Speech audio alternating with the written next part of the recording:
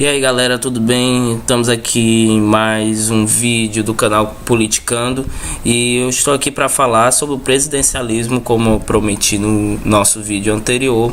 Vou falar um pouco sobre esse cargo, suas atribuições, quais os privilégios de um presidente, né? Como se dá o processo de eleição, né, presidencial, como se dá o processo de sucessão, as exigências para o cargo, a história, tudo não necessariamente nessa ordem, estou dizendo tudo um pouco fora de ordem, né, mas vamos falar sobre tudo isso, que é um assunto importante, né, nós sabermos, né, que no dia 1º de janeiro nós vamos ter um novo presidente, né.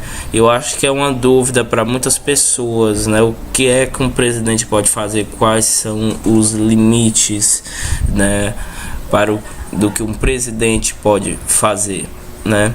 E tudo que eu vou falar é voltado para o presidencialismo no Brasil, né? Sabemos que em outras partes do mundo existem repúblicas parlamentaristas em que há um presidente, mas não é o presidente que governa, né? Ele não é o chefe de governo, ele é apenas o chefe de Estado, né? Como, por exemplo, na Itália, onde há um parlamento, onde há um primeiro-ministro que é o chefe de governo, que governa de fato, o que não é o caso no Brasil, né?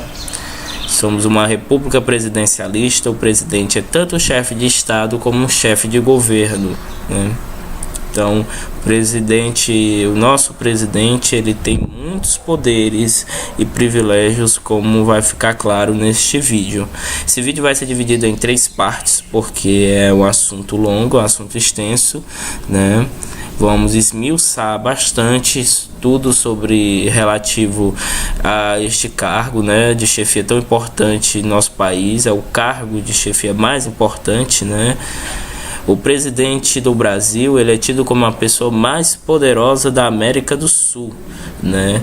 Considerando o status do Brasil de potência regional, né? Então é um cargo importantíssimo. As nossas eleições é um acontecimento em todo o mundo, né? Se aproximando bem equiparadamente às eleições nos Estados Unidos, né? Somos uma potência, né? Então eu vou falar um pouco da história.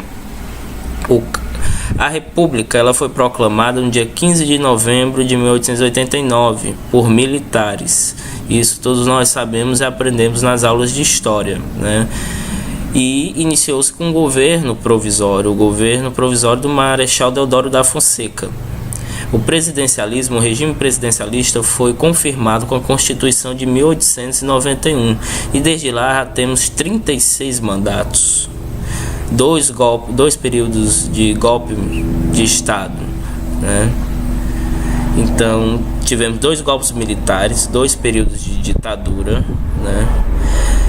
Temos atualmente, né, um mandato de 4 anos com direito à reeleição. Nem sempre foi assim, já houve momentos na história, né, do nosso regime democrático em que presidentes podiam ficar 5 anos no poder, né, como durante o período da redemocratização depois do Estado Novo, né, na época de Getúlio Vargas, a Constituição de 1946, né, e períodos em que o presidente ficava 6 anos, né? Isso eu vou falar um pouco mais na frente.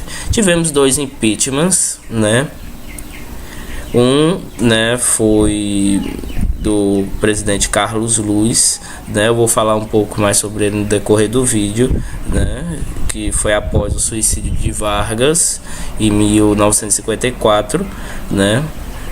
Que assumiu Café Filho renunciou por problemas de saúde, né?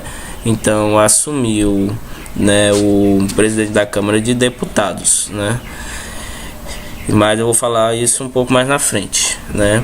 E o outro impeachment, que é bem mais recente, foi o impeachment da presidente Dilma Rousseff, né? Que nós sabemos como foi todo o processo, né? Nós presenciamos, né? Que foi um fato marcante, ou particularmente foi algo que marcou muito, que a gente não esperava, né?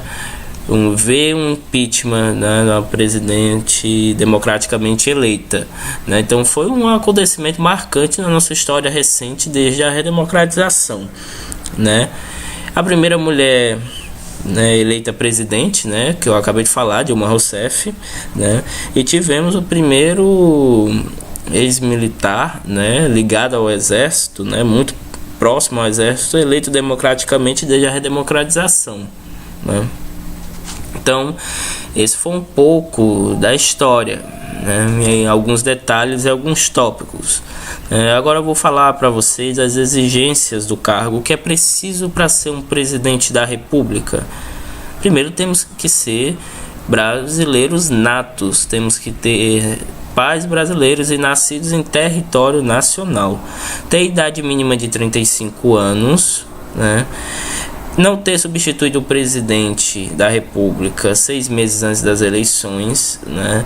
Que sabemos que muitas vezes os presidentes viajam a países, né? E no caso da falta do presidente, como eu vou falar só mais na frente, né? A questão de sucessão, quem fica no cargo quando o presidente viaja, ou quando o presidente ele renuncia, ou quando ele sofre um impeachment, né? Ele tem que ser filiado a alguma agremiação ou partido político e ter pleno exercício dos seus direitos políticos. Ele não pode ter sofrido nenhum processo, né, por crime comum, por crime de responsabilidade, né? Ele não pode ter tido o seu exercício político cassado, né? Aliás, né, corrigindo, né, não tivemos 2 presidentes que sofreram impeachment, tivemos 3 na verdade, né? Eu peço desculpas por esse fato que me passou, né?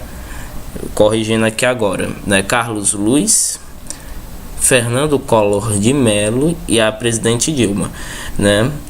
E no caso do Fernando Collor de Mello, ele teve o seu direito político cassado por 8 anos, né? Por lei, por ter sido processado por crimes de corrupção, né? Mas a presidente Dilma ela não teve, então ela pôde concorrer recentemente ao cargo de senadora por Minas Gerais, por não ter tido seus direitos políticos cassados. Pois é, então como eu vou falar agora do processo de eleição e de sucessão presidencial, né? Segundo a emenda 25 da Constituição de 1988, o presidente é eleito diretamente pelo povo, né? Sabemos que durante o regime militar, os presidentes, né, os generais que governaram, eles eram eleitos indiretamente por um colégio eleitoral, né? Por isso a nossa Constituição determinou que o presidente é eleito diretamente pelo povo. Segundo a emenda 16 de 1997, passou-se a admitir a reeleição por mais um único período subsequente, né? Durante o governo de Fernando Henrique Cardoso, né, foi votada essa emenda 16 e ficou-se decidido que o presidente poderia se reeleger após um primeiro mandato, o que até então, desde a Constituição de 1988, não era previsto a reeleição e passou a ser, tanto que ele pôde se reeleger, né, para um novo mandato que durou até 2002, né, quando assumiu a presidência Luiz Inácio Lula da Silva, né? Então o primeiro presidente da redemocratização que governou por 2 mandatos foi Fernando Henrique Cardoso. A partir da emenda número 9, o candidato a presidente e vice são eleitos conjuntamente por chapa. As eleições, né, as votações por lei devem acontecer sempre no primeiro domingo do mês de outubro e a posse deve ser sempre no 1º de janeiro, né, no início do ano. Então agora vamos ver o que torna vago o cargo de presidente da República. Primeiro e o mais óbvio é por morte do titular. Segundo, por renúncia. Terceiro, por não ter assumido o cargo 10 dias antes da data de posse.